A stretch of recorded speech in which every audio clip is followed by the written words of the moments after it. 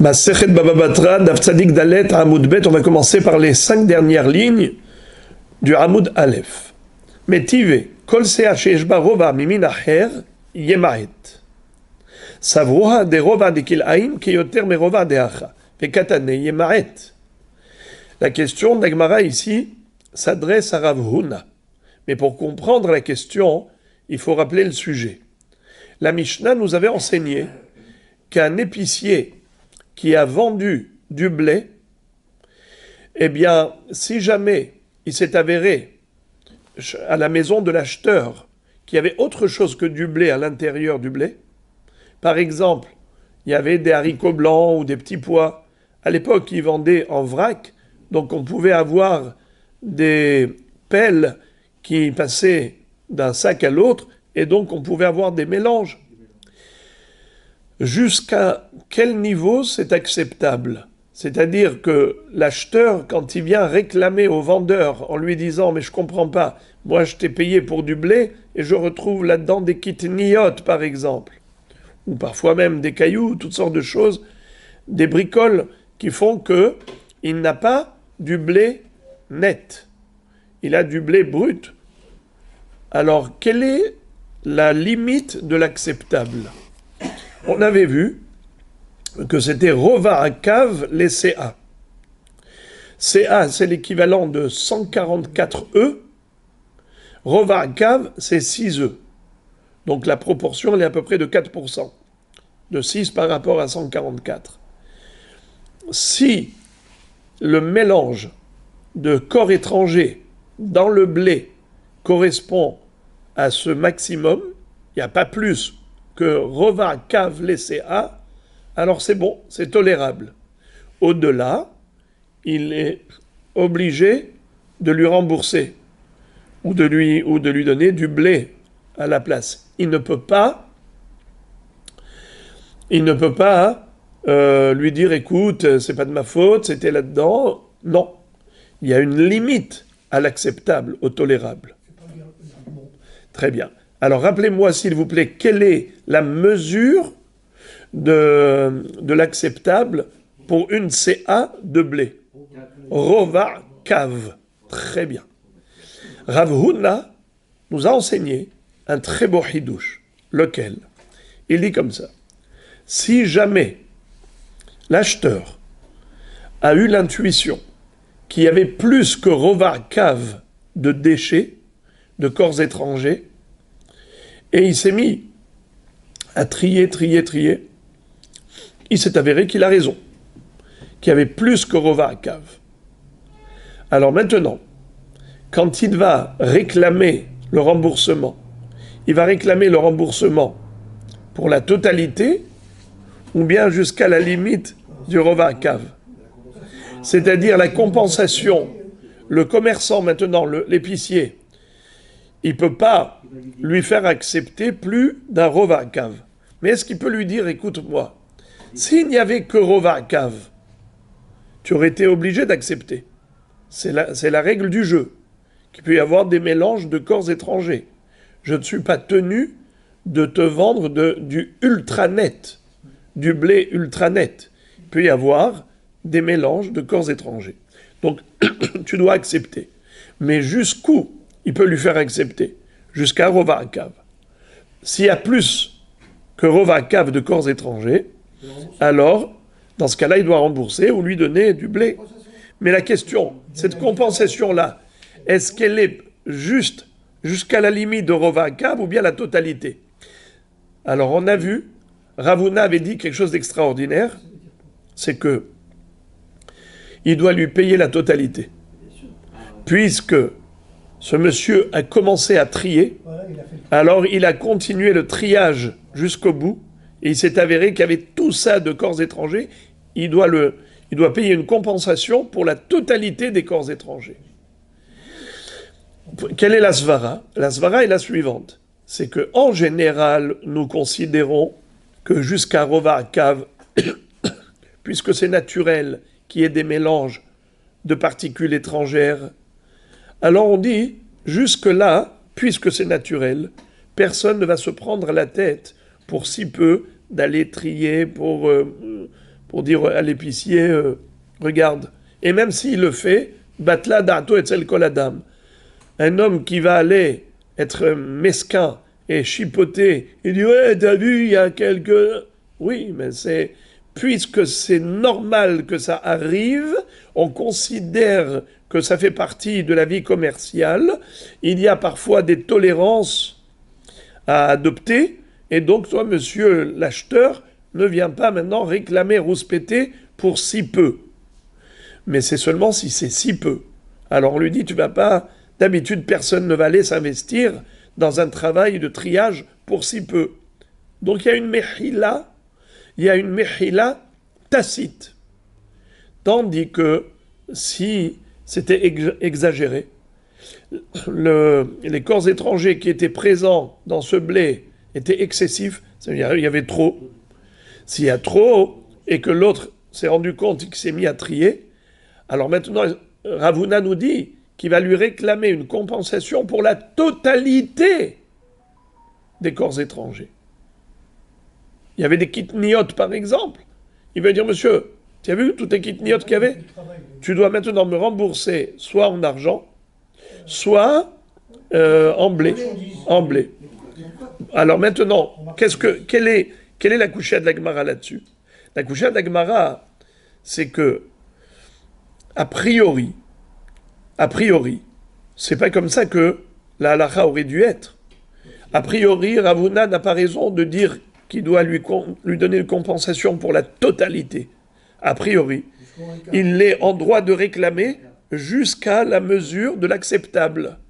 C'est-à-dire, il lui dit, voilà, par exemple, il y avait une tolérance d'un rova cave, il y avait un hatsi cave, ou on va dire un cave entier. Allez, il y avait un cave entier de corps étrangers. Normalement, il devrait lui dire, rembourse-moi, ou donne-moi du blé, pour 3/4 d'un cave. Mais 1/4 de cave, il ne devrait pas pouvoir lui réclamer, puisque c'est tolérable, c'est acceptable. Eh bien non, Ravuna dit, il lui réclame tout le cave. Question, est-ce que ce hidouche de Ravuna n'est pas en contradiction avec une Mishnah dans Masechet Kil'aim?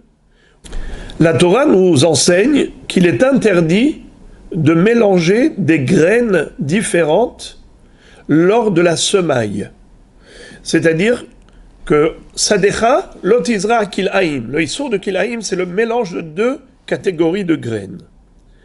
Si jamais la personne voulait, par exemple, semer des graines, et voilà qu'à l'intérieur, il y a quelques grains d'orge, ou d'haricots blancs, ou je ne sais quoi, peu importe, il y a un mélange.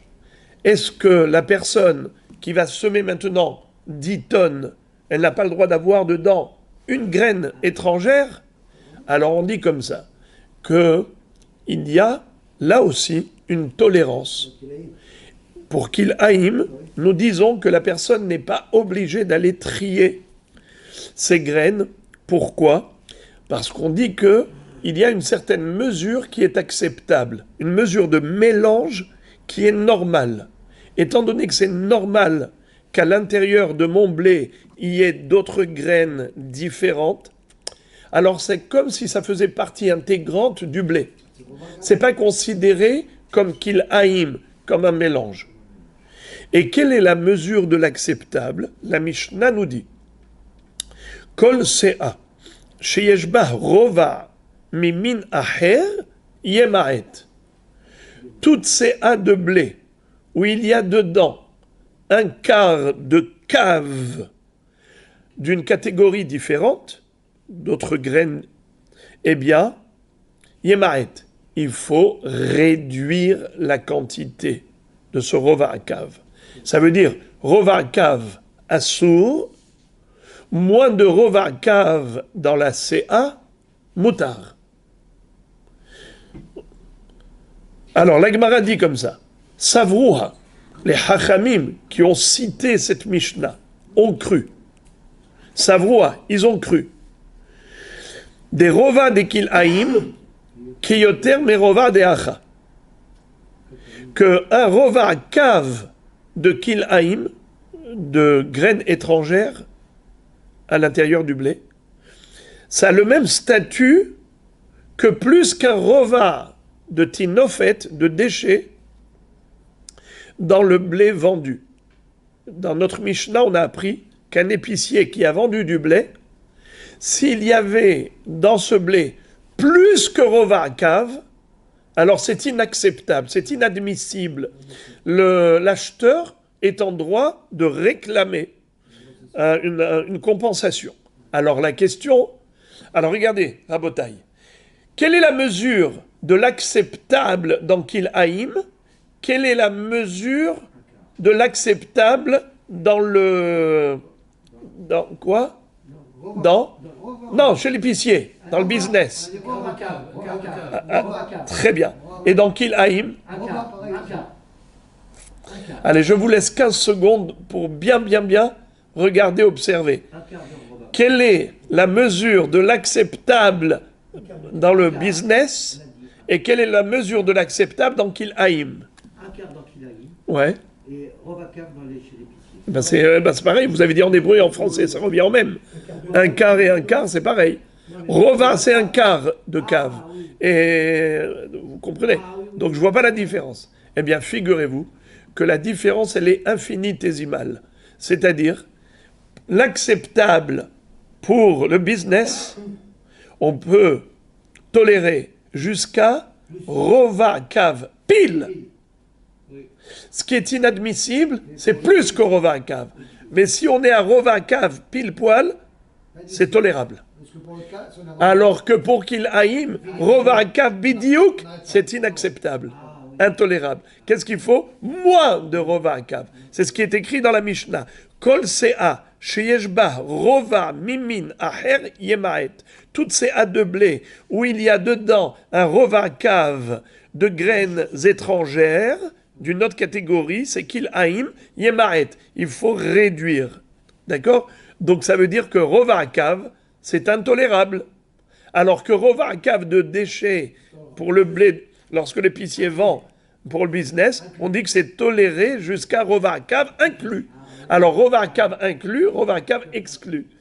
Alors la Gemara dit, c'est la raison pour laquelle les Hachamim ont dit, Savroa, des rova Kil Haïm, qui yoter me rova de Hacha.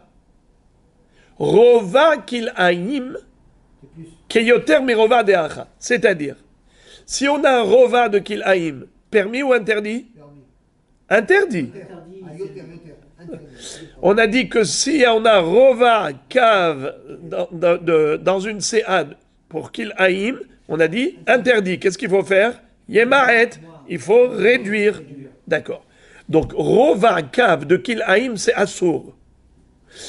Et pour le business, qu'est-ce qui est assour? C'est permis jusqu'à rova cave. Qu'est-ce qui est assour? Plus, au-delà. Yoter mi rova cave. C'est pour ça que les Hakamim ont compris que rova de Kil Haïm, keyoter mi rova de Hacha. Un rova cave de Kil Haïm, c'est comme plus qu'un rova cave pour dans notre Mishnah qui parle du business. Ça c'est assour et ça c'est assour. Rabbi Hubert, quelle est la quantité du issour pour Kil Haïm? Un quart de cave. Donc combien il faut? Moins. Yemaet. Il faut réduire la quantité. Très bien. Pour l'épicier, quel est l'interdit?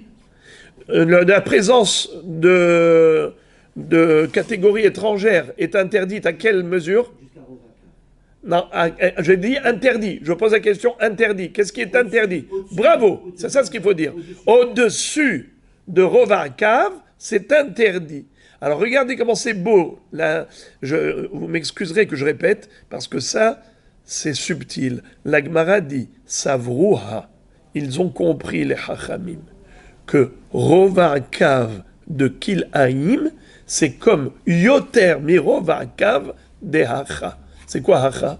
Ici. C'est quoi ici? Notre Mishnah. C'est quoi notre Mishnah? De quoi elle parle? Elle parle de business. L'épicier qui a vendu du blé, une séade de blé, il y avait dedans plus qu'un rova cave, toléré ou intolérable? Intolérable. Donc, il doit compenser. Donc, c'est ça ce que nous dit la Gemara. Plus que rova cave dans le business, c'est comme rova cave bediouk pour Kil Haïm. dans Kilaïm. Rova Akav de Kilaïm, Assour, plus que Rova Akav de corps étrangers dans le business, Assour. Ok? Voilà. Ça, c'est l'axiome de base. À partir de là, on va poser une question. Regardez la question de la Gemara. Vekatane, Yemaret. C'est quoi la kushia? Elle est nucléaire. Tu vois qu'il est écrit Yemaret à propos de Kilaïm. Ça veut dire quoi diminuer? Juste, tu tries, tu enlèves les corps étrangers, les graines étrangères, et ensuite tu peux t'arrêter à quel niveau? Bravo! Dès que tu arrives à un petit peu moins de Rovakav de Kilaïm, c'est kasher. Tu n'es pas obligé de trier la totalité, même si tu sais qu'il y a dedans des corps étrangers, c'est-à-dire d'autres graines, d'autres catégories. C'est permis, car on a dit que jusqu'à moins d'un quart de cave, c'est toléré. Pourquoi c'est toléré? Parce que c'est naturel qu'il y ait des graines étrangères. Comme c'est naturel, ça fait partie intégrante. C'est pas considéré comme un mélange. Ok? Alors, Moré et Rabotaï, pourquoi pour le business? Ravuna a dit que si jamais il y avait plus qu'un cave et que l'acheteur s'en est rendu compte et qu'il a été trié, et il s'est avéré qu'il y avait plus qu'un rova cave, alors il peut réclamer la totalité du remboursement. C'est-à-dire remboursement par rapport à tous les corps étrangers qu'il y avait ici. La totalité des graines étrangères qu'il y avait dans le blé. Mais pourquoi? Normalement, qu'est-ce que Ravuna aurait dû dire? Yemaret. C'est-à-dire, comme pour Kilaïm, qu'est-ce qu'on a dit? Juste, tu réduis un petit peu la quantité de corps étrangers, c'est permis. Eh bien, même pour le business, on aurait dû dire. Juste, il peut réclamer jusqu'à un cave. Mais il ne peut pas réclamer, jusqu'à un quart de cave. Mais il ne devrait pas pouvoir réclamer la totalité de la compensation. Vous voyez, la couchée, elle est atomique. Trop belle. Alors, j'attends votre sourire. Mais comment Vous comprenez le régal de cette question? Rabbi Hubert, je ne vous vois pas encore. Alors, regardez. Pour Kilaïm, on a dit, s'il y a un mélange, c'est interdit. Mais si ce qui est mélangé dans l'essentiel est de faible quantité, eh bien, c'est permis. Qu'est-ce qu'on appelle faible quantité qui est permise? C'est quand c'est moins d'un quart de cave dans une CA de blé. Ok?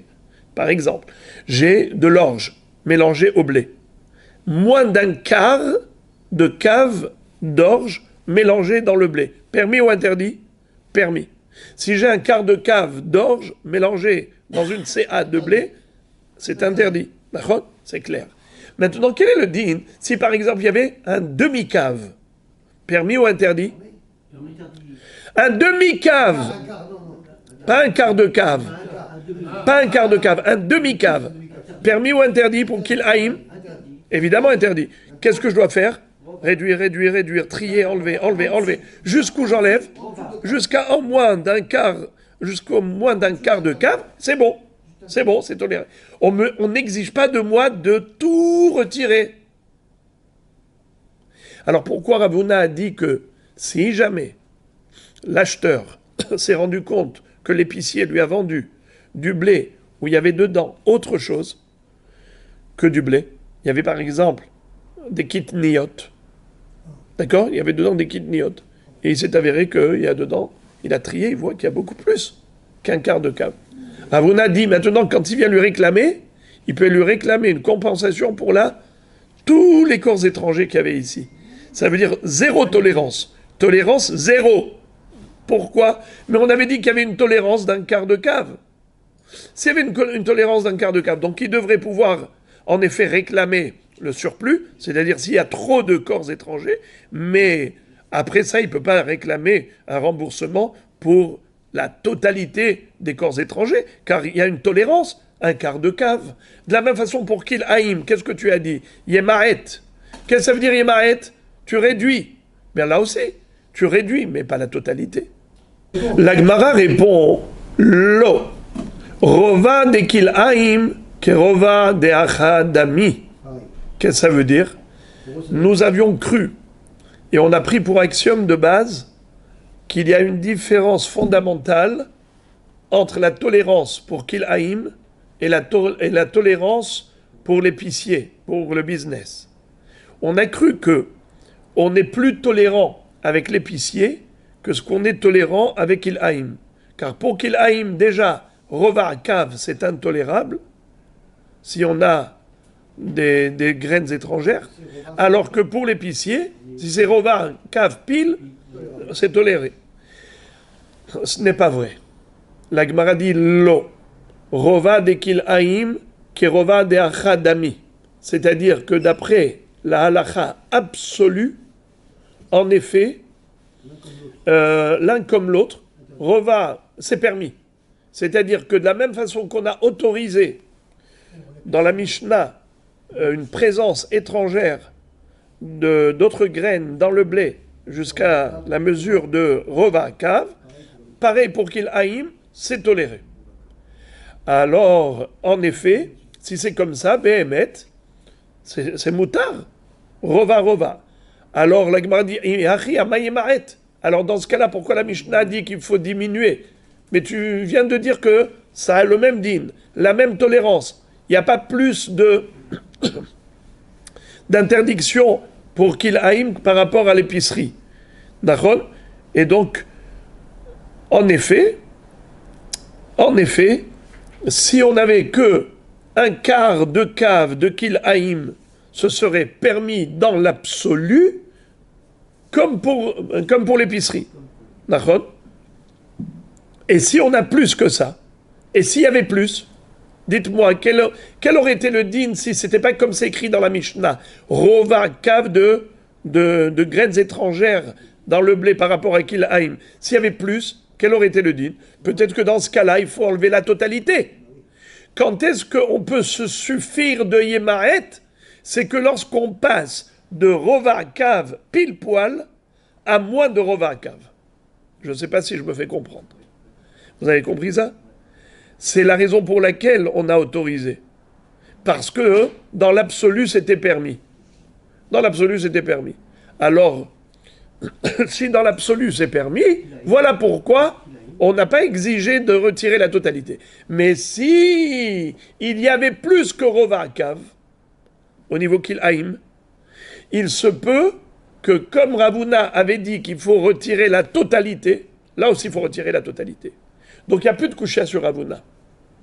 Ravuna a parlé du cas où il y avait plus que Rova Kav, au niveau d'épicerie. Et Behemet, ce sera le même din au niveau de Kil'aïm, que s'il y avait plus que Rova Kav de graines étrangères, Ravuna là aussi va te dire, allez, tu dois retirer la totalité. Pourquoi? Comme tu as dépassé le tolérable, tu dois commencer à trier. Et puisque tu dois trier de toutes les façons, alors trie jusqu'au bout. Tolérance zéro. Quand est-ce qu'il y a une tolérance? Lorsque tu n'es pas obligé de commencer le triage. C'est là qu'on tolère. Par exemple, il y avait Rova Kav. Rova Kav, là, ok. Rova Kav, c'est Besséder. Tu n'as pas besoin de trier du tout. Mais si déjà tu dois commencer à trier parce qu'il y avait plus que Rova Kav, de la même façon que Ravuna a dit que l'épicier doit rembourser la totalité de la compensation, c'est-à-dire pour toutes les graines étrangères qui étaient là, il faut qu'il rembourse, eh bien, pareil pour qu'il aille. Il faut tout retirer. La Gemara dit, attends, il y a ici quelque chose de paradoxal, j'ai pas compris un demi-mot. C'est antinomique ce que tu es en train de dire. C'est pas possible.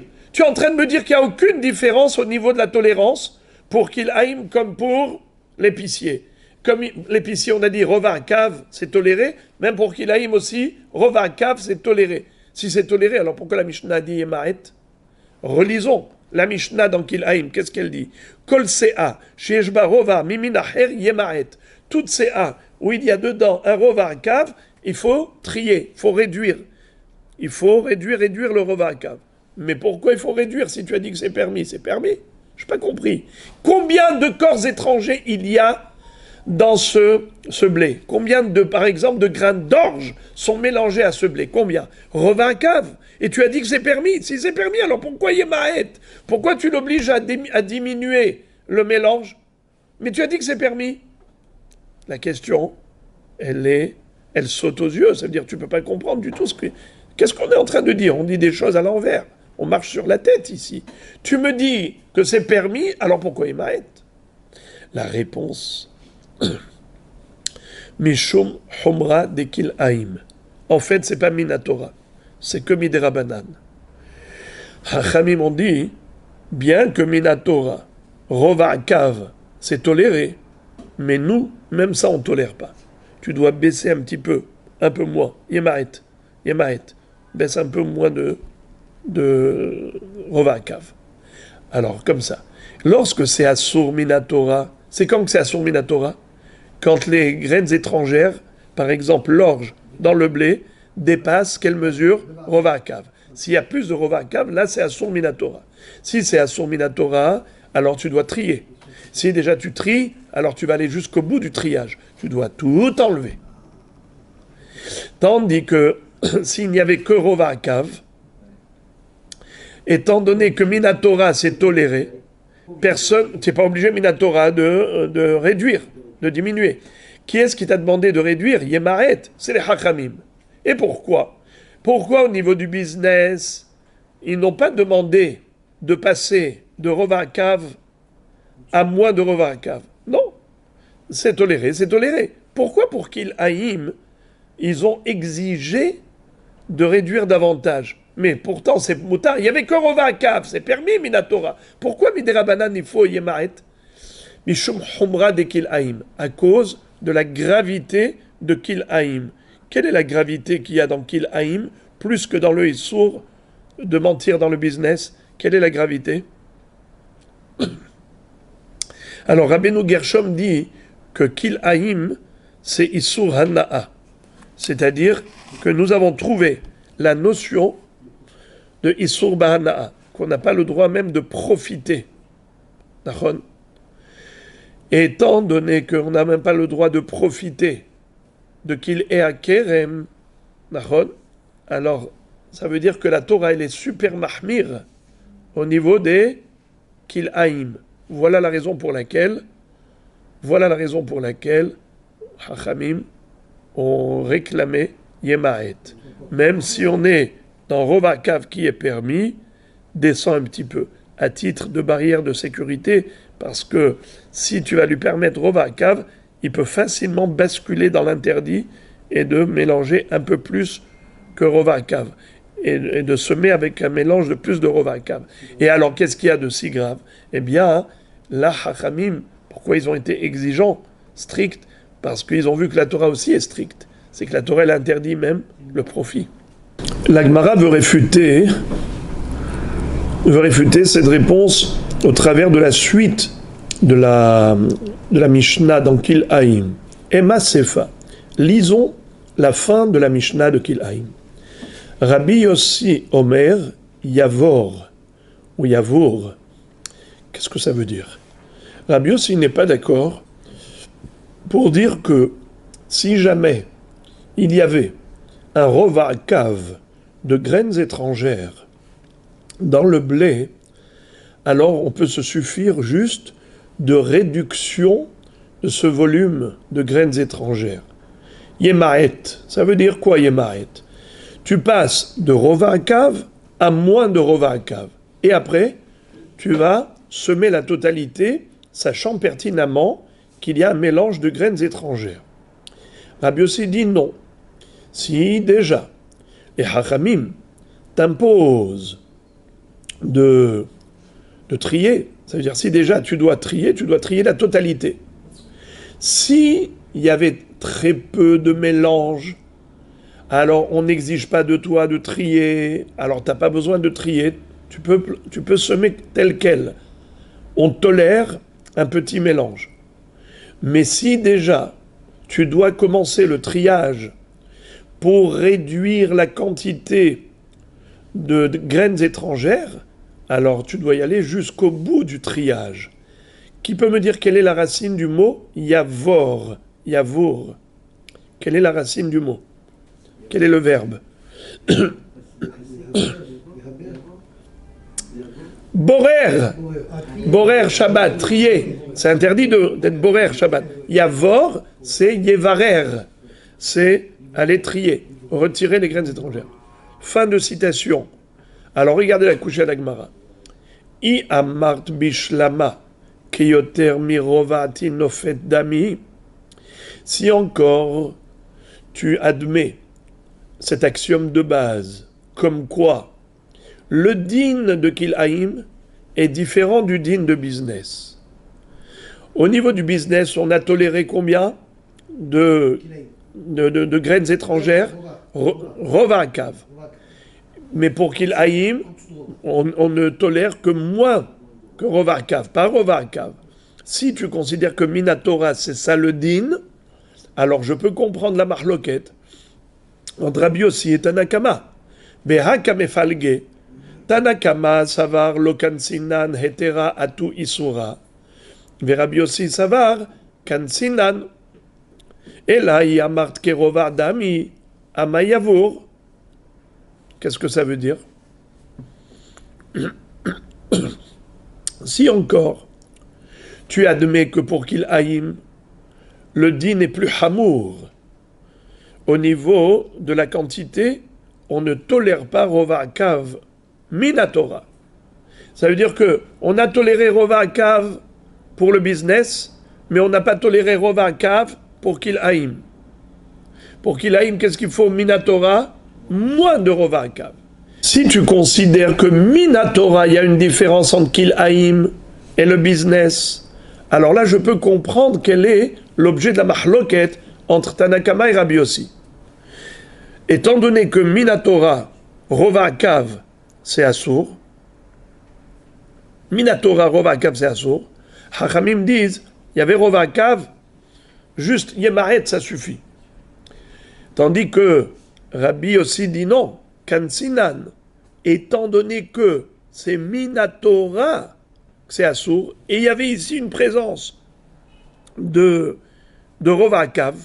Donc le bonhomme, de toutes les façons, il faut qu'il commence à être Mevarer, il faut qu'il enlève la totalité. Kansinan. Mais si tu me dis que il a Yamart Kerovadami à Mayavour, mais si tu me dis que Minatora, il n'y a aucune différence entre Kil'aim et le business. Pour la Minatora, les deux sont permis. Si les deux sont permis, pourquoi Rabbi Yossi est tellement strict? C'est comme si on disait qu'il fait Gzera l'Gzera. Vous connaissez cette notion de Gzera l'Gzera? On ne fait jamais deux Gzerot de Hachamim superposées une sur l'autre. Tu fais une première Gzera, et après, sur cette Gzera, tu fais encore une Gzera. On ne va pas si loin. Dans les Takanot de Hachamim, on ne va pas si loin. On fait une Gzera, pas deux. Si tu me dis que déjà, un Rova Akav, c'est Assour Komidera Banane.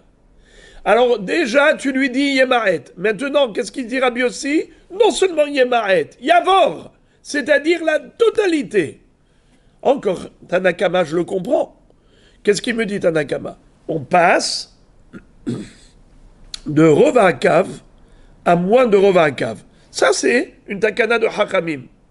Ok. Yemaret. C'est comme Midera Banane. Parce que Minatora, même Rova Akav, c'est toléré.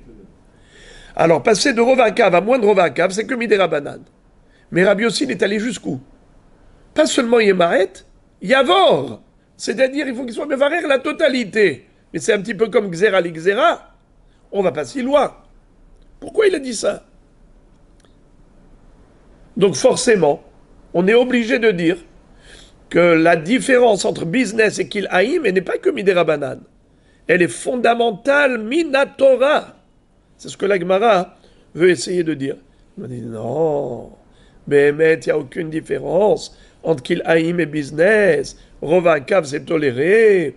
Pourquoi alors Rabbi Yossi, il a été si loin de dire Yavour? Amayavour, Hatamainutama de Rabbi Yossi, Mishum de Mehze, Kemekayem Kil'aim. C'est-à-dire, il dit parce que ce monsieur, quand il va aller semer, si déjà il commence à trier, ça veut dire quoi? Qu'il a constaté la présence de graines étrangères. Et quoi maintenant, sciemment, il commence à trier. Et après, sciemment, il va aller semer. Là, il donne vraiment l'impression d'être Mekayem, qu'il aïm. Là, voilà pourquoi Rabbi Yossi a été Mahmir. Il a dit Yavor. Si on n'ouvre pas le dossier, s'il n'y avait pas Rova Kav, on n'aurait pas commencé le triage. Mais de toute façon, tu es obligé de trier. Pourquoi? Parce que Hachamim ont dit Rova Kav, intolérable pour qu'il haïm. Pourquoi? Comme on avait dit Rabbeinu Gershom, qui avait dit Yamam Itsur Hana'a, donc il est à Kerem. Puisqu'ils ont été Mahmir plus dans le Rova Kav de Kil Haïm que dans le Rova Kav de business, alors il faut Yemaret. C'est quoi Yemaret? Trier pour réduire. Maintenant que tu as commencé le triage, dit Rabbi Yossi, vas-y jusqu'au bout. Tu es obligé. Pourquoi? Parce que sinon, quand tu sais pertinemment qu'il y a des graines étrangères et tu vas et tu sèmes, là, c'est plus comme quelque chose qui s'est fait inconsciemment. C'est quelque chose qui se fait mémésine. Pourquoi? Parce que toi-même, tu as vu la présence de graines étrangères, tu as trié. Quand on ne regarde pas, Hachamim t'ont pas obligé. Mais quand tu regardes et tu commences à trier, à retirer, et là tu dis non, cela tu les laisses, c'est comme si sciemment tu allais semer des Kil Haïm. Voilà pourquoi il a dit Yavour. Rabotai, vous avez été très bon ce matin, parce que vous avez tenu bon pour cette partie qui était le grumeau, la partie la plus difficile. Maintenant, ce qu'on va étudier, ça va être beaucoup plus facile, mais toujours dans le même esprit. On va faire du copier-coller. La Gemara cite maintenant une halacha, une mishnah plutôt, de Masechet Baba Metzia dans Perek HaMafkid pour adresser une objection à Rav Huna. À nouveau, une kushia. Shenaim shifkidu etzel ehad. Ze mane veze mataim. Ze omer mataim sheli veze omer mataim sheli. Noten laze mane velaze mane. Ve'ashar yehe munach ad sheyavo Eliyahu. La Mishnah nous enseigne dans Baba Metzia. Imaginez-vous le cas suivant. Deux personnes, Réhouven et Shimon, ont confié à une tierce personne, on va l'appeler Lévi, de l'argent. D'accord? Lui, c'est le banquier qui garde. Imaginez-vous, s'il vous plaît, regardez, concentrez-vous une seconde. Réhouven, Shimon, les deux viennent voir Lévi. Et les deux lui remettent une pochette d'argent. Voilà. Tiens en compte, tac, tac, tac. Il y en a un qui lui a donné Mataim, et l'autre lui a donné Mea, Mané. Le problème, c'est qu'ils n'ont pas écrit, il n'y a pas eu de signature, il n'y a pas eu de shtar. Tout s'est fait verbalement, oralement. Maintenant, chacun, Réhouven et Shimon, quand ils sont venus réclamer, ils ont dit « Eh oh, les 200, c'est à moi ». Ils ont dit « Mais non, les 200, c'est à moi ». Mais il y en a un qui a donné 200. Il y en a un qui a donné 100. Mais qui a donné 200? On ne sait pas. Chacun prétend que c'est lui. Lumskin, le gardien, il ne sait pas à qui rendre les 200, à qui rendre les 100. Alors la halakha est comme ça. Hachamim disent Noten la zemane, ve la zemane, ve ashar yeh munach ad sheyavo Eliyahu. Il donne Mataim, c'est 2 manées. Alors il donne un mané à chacun. Le 3e mané, il le garde jusqu'à ce que Eliyahu Navi vienne avec Mashiach ben David et qu'il nous dise à qui appartenait le 2e. La Gemara dit, alors, quelle est la kushia? Quelle est la question qui se dégage de là? Quelle est la kushia qui se dégage d'ici? C'est qu'a priori, selon Rav Huna qui avait dit que quand on commence à trier et qu'on voit que l'épicier nous a leurré, que l'épicier nous a donné des graines étrangères pour du blé, ou même des cailloux pour du blé, qu'est-ce qu'on dit? On dit, allez, si c'est jusqu'à Rova Kav, c'est toléré. Si c'est plus, c'est intolérable. D'accord? Ici, qu'est-ce qu'on dit quand, d'après Rav Huna, si l'épicier il avait voulu tromper, il a mis plus, c'est-à-dire il y avait plus de graines mélangées. Nachon, qu'est-ce qu'on dit? Qu'on a le droit de trier et de retirer la totalité et l'épicier doit compenser pour la totalité du mélange. On ne dit pas qu'on s'arrête à un rova cave et rova cave c'est toléré. Non, on va sanctionner l'épicier qui a certainement mélangé des graines étrangères ou mélangé des cailloux, et on le sanctionne. Et qu'est-ce qu'on lui dit? Tu rembourses la totalité du mélange. Ça veut dire qu'on sanctionne l'épicier pour la totalité. Pourquoi est-ce qu'ici on ne sanctionnerait pas l'escroc? Puisque c'est pas possible que les deux aient donné Mataïm. Il y en a un qui a donné Mataïm, l'autre il a donné Mea, Mané. Ici on ne sait pas c'est qui l'escroc, mais c'est sûr qu'il y a un escroc. Pourquoi est-ce que tu dis Noten lazé mané, velazé mané? Mais quand tu dis lazé mané, velazé mané, ça veut... Bravo, il y en a un qui n'a rien perdu. C'est sûr qu'il y en a un qui aura rien perdu, mais qu'est-ce que ça va changer quoi? Il y en a un qui rentre Ça veut faire quoi? Vous allez voir tout de suite quel est le sens. Mais en tout cas, d'après Ravuna qui avait dit qu'on sanctionnait l'épicier escroc, et quoi, il rembourse la totalité, là aussi on devrait faire perdre à l'escroc la totalité. On ne connaît pas. Ah oui, c'est... Eh bien, mais justement, alors ne donne à personne. Ah, oui. Comment ça, il donne à personne? On Il donne devrait donner à personne comme il dit pour être- compense. pour être, On compense celui qui a. Oui, mais l'escroc, il n'a rien perdu. Il y en a un des deux qui a rien perdu. Alors que Rabbi aussi, alors que dans la Mishnah on avait dit que quand l'épicier est un escroc, on le sanctionne. Là aussi, tu devrais sanctionner l'escroc et ne pas donner un mané à chacun parce que l'escroc, il atteint sa satisfaction, il n'a rien à perdre. On est sur des. Alors la question de la Gemara, elle est, pourquoi est-ce que Tanakama ne sanctionne pas l'escroc qui réclame Mataïm de la même façon qu'on a sanctionné l'épicier qui s'est avéré un escroc qui avait mélangé des graines étrangères ou des cailloux et on l'a sanctionné, on lui a fait payer la totalité. Si c'est vrai ce que dit Ravuna, alors là aussi on aurait dû sanctionner l'escroc et le priver de tout. La Gemara répond, Hari Ashta, tu compares l'incomparable maintenant. Vadai, hatam vadai manelemar ou manelemar, hacha miemar delav koulé arouvé arrive. C'est-à-dire, ici, tu ne vas pas sanctionner quelqu'un pour quelque chose qui lui revient. C'est-à-dire, le mané de chacun, c'est tout à fait normal qu'ils touchent leur mané. Est-ce que chacun a donné au moins mané? Oui. Donc, mané lemar. Donc, chacun n'a pas été escroc par rapport à ce mané. Ce mané-là, c'est sûr qu'il n'a pas été escroc. Alors que l'épicier, il est peut-être escroc sur la totalité. C'est pour ça que tu le sanctionnes. Ravuna dit, on le sanctionne. Parce que qui te dit qu'il n'a pas mélangé la totalité du mélange? Tout ce qu'il y a comme corps étranger ici, c'est peut-être lui qui a tout mélangé. Normalement, c'était ultra pur. On avait du blé ultra net. Et qu'est-ce qui s'est passé? Lui, il est venu, il a mélangé pour vendre à bas prix, plutôt pour gagner au maximum. Il vend moins de blé et il gagne plus d'argent. Alors, cet escroc-là, on le sanctionne. C'est pour ça que Ravuna a dit, on le fait payer pour la totalité. Parce que peut-être la totalité, c'est lui qui l'a mise. Alors que, au niveau de mané, mataïm,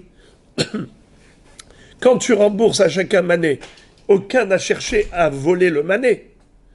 Il n'a voulu voler que le deuxième mané. Mais le premier mané, ça lui revient de droit. Maintenant, regardez la suite. Ta'ashema, minasefa, amar Rabbi Yossi, imken ma'ifsid arammai, et la hakol yehemunah, ad sheyavo Eliyahu. Rabbi Yossi, lui maintenant, il prend les choses à l'envers. Il dit, regardons du côté de l'escroc. Qu'est-ce qu'il a fait? Il réclame Mataïm. En fait, il avait donné un mané. Parce que c'est pas possible que les deux aient donné Mataïm. Il y a Réhouven, Shimon et Lévi. Réhouven et Shimon sont venus voir Lévi. Réhouven a donné Mataïm, Shimon a donné Me'azouz. La moitié. À Lévi a gardé. Ensuite, quand ils viennent dire, Lévi, merci de tes bons et loyaux services, rembourse-nous. Il n'y a pas de problème. Qui m'a donné Mataïm? Qui m'a donné Chacun dit Mataïm. Moi, Mataïm. À qui va donner maintenant Mskin? Alors, Tanakama a dit, il donnera un mané à l'un, un mané à l'autre, et le troisième mané, il le garde jusqu'à ce qu'Eliyahu Navi vienne avec Mashiach pour révéler à qui est le propriétaire. Mais Rabbi aussi dit, non, non, non. La totalité de l'argent, les mataïm et le mané, on va les garder chez lui. Il va les garder jusqu'à ce qu'Eliyahu Navi vienne pour nous révéler c'est qui le propriétaire. Pourquoi? Étant donné que Imken Maifsid Ramay, tu n'incites pas l'escroc à dire la vérité. Parce que l'escroc, il n'a rien à perdre.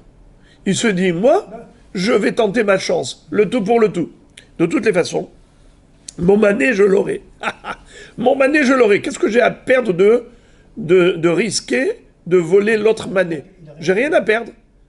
Alors je peux dire, ouais, c'est à moi les mataïm, c'est à moi le mataïm. Alors qu'il avait que Méa. Alors qu'est-ce que dit Rabbi aussi? Pour contraindre le Ramaï à dire la vérité, tu veux savoir qu'est-ce que tu vas faire? Eh bien, dis-lui, tu vas perdre. Ah, mon cher ami, tu vas perdre. Et comme ça, il sera obligé de dire la vérité. Parce que s'il va voir, comment le renard avec... s'il va voir qu'il va tout perdre, alors... s'il va tout perdre, alors il se dit, au moins ça, je vais le garder. Regardez. Alors la Gemara dit, a priori, nous avons ici une super preuve pour Ravuna. Jusqu'à présent, on a posé des couchiottes à Ravuna. Maintenant, la Gemara dit, est-ce que la chita de Rabbi Yossi n'est pas une preuve tranchante pour Ravuna? A priori, oui, puisque tu vois que Ravuna a sanctionné l'épicier escroc, et Rabbi Yossi aussi a sanctionné celui qui a confié les Méa, Méa Zouz, le mané, comment il a sanctionné? Il a dit tu vas les perdre, tu n'auras rien. Donc c'est exactement pareil. Lui, il doit rembourser la totalité, et lui, il perd la totalité. Bravo! Rav Huna, le Hémora, il a Rabbi Yossi comme preuve. Rabbi Yossi Santana, merveilleux. Est-ce que c'est une preuve ou ce n'est pas une preuve? La Gemara dit non, ce n'est pas une preuve que Rav Huna puisse s'appuyer sur Rabbi Yossi. Pourquoi? Ariashta, tu compares l'incomparable. Hatam vadai ikaramai. Aha, mi emar de aruv arrive. C'est-à-dire, même si Rabbi Yossi a sanctionné l'escroc, mais c'est pas sûr que Rabbi Yossi serait d'accord de sanctionner l'épicier. Pourquoi? Car ici, c'est sûr qu'il y a un ramaï. C'est pas possible que les deux aient donné Mataïm. Il y en a un qui a donné Mataïm, l'autre a donné Mané, Meazouz. C'est pas possible qu'il y a forcément un ramaï. Oui ou non? Il peut pas y avoir une situation où les deux réclament Mataïm et qu'il n'y a pas de ramaï. C'est sûr qu'il y a un ramaï.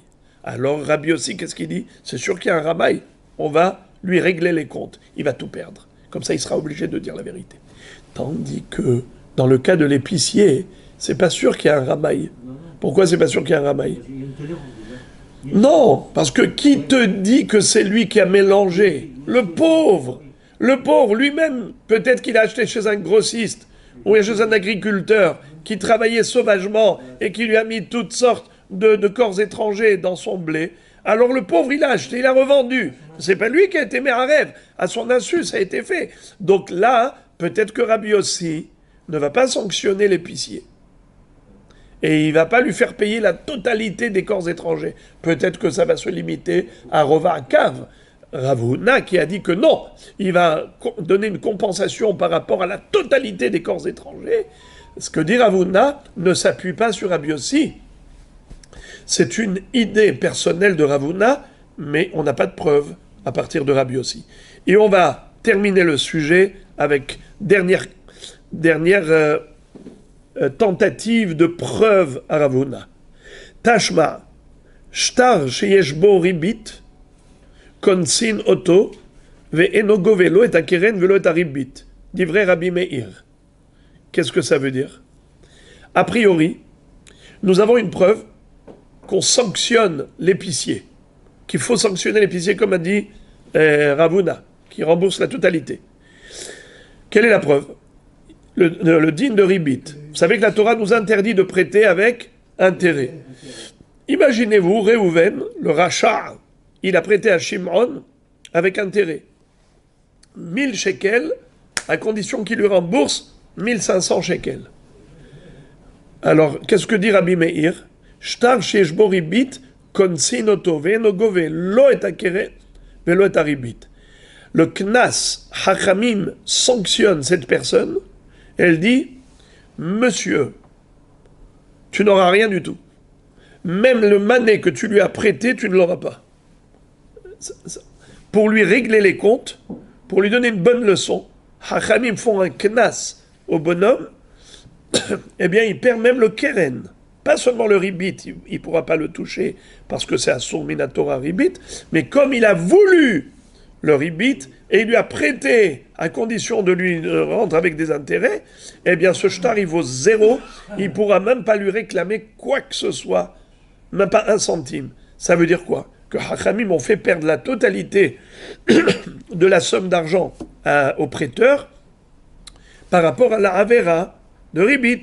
Alors ça corrobore l'opinion de Rav Huna, qui lui aussi avait dit que même si normalement il y avait une tolérance jusqu'à Rova Akav, mais comme l'épicier a exagéré et il s'est mis à lui rajouter toutes sortes de cailloux, toutes sortes de corps étrangers, eh bien qu'est-ce qu'il lui a fait comme knas? Puisqu'on commence à trier, maintenant qu'on a vu que tu as exagéré, yallah, tu payes tout. Alors voilà, on a une belle preuve. La Gemara dit non, ce n'est pas une preuve. Pourquoi?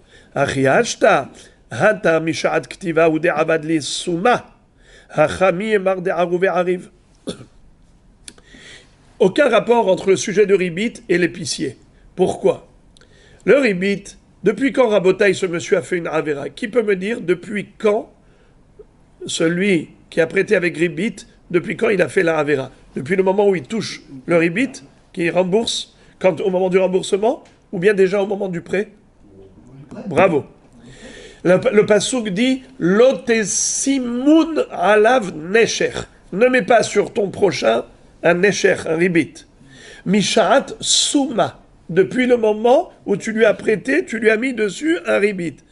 Alors, étant donné que la avera, il a commise au moment où il lui a donné l'argent, où il lui a prêté avec ribit, c'est pour cela que Rabbi Meir dit on le sanctionne sur la totalité, c'est-à-dire même pour l'argent qu'il a donné, qui est son capital à lui, mais ce capital il a donné, il a prêté, mais il sourd. C'est pour ça qu'on est connaît Soto, même pour ce capital, pas seulement pour le remboursement, au moment du remboursement, car au moment du prêt, déjà il a transgressé le Issour de l'Otosimouna.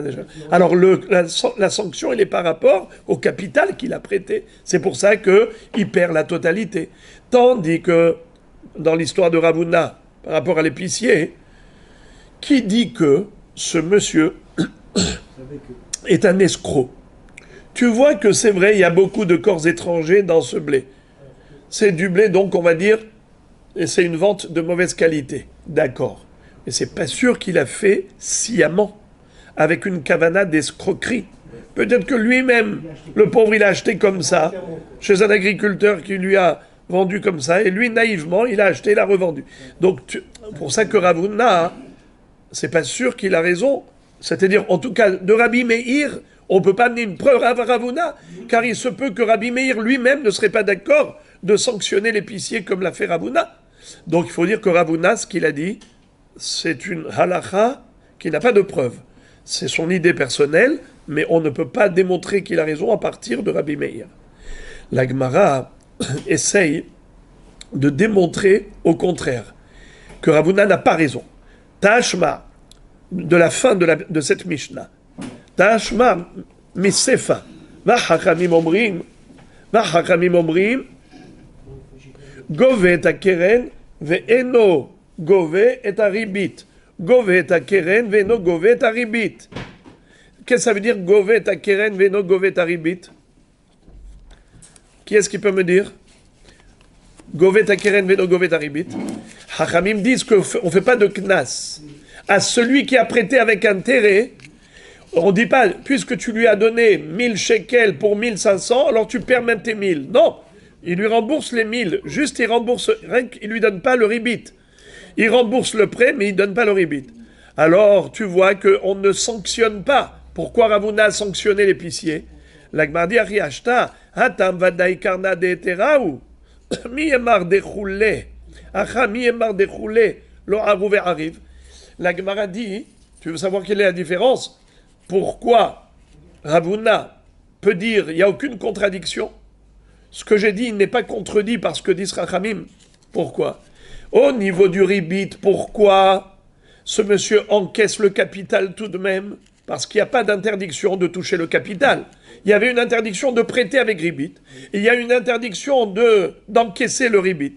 Mais d'encaisser le capital, il n'y a pas de issour. Ça, c'est motard. Alors, c'est pour cela que Hachamim n'ont pas sanctionné le prêteur, le créancier, au niveau du keren. Mais Ravuna dit, moi, je sanctionne l'épicier. Pourquoi?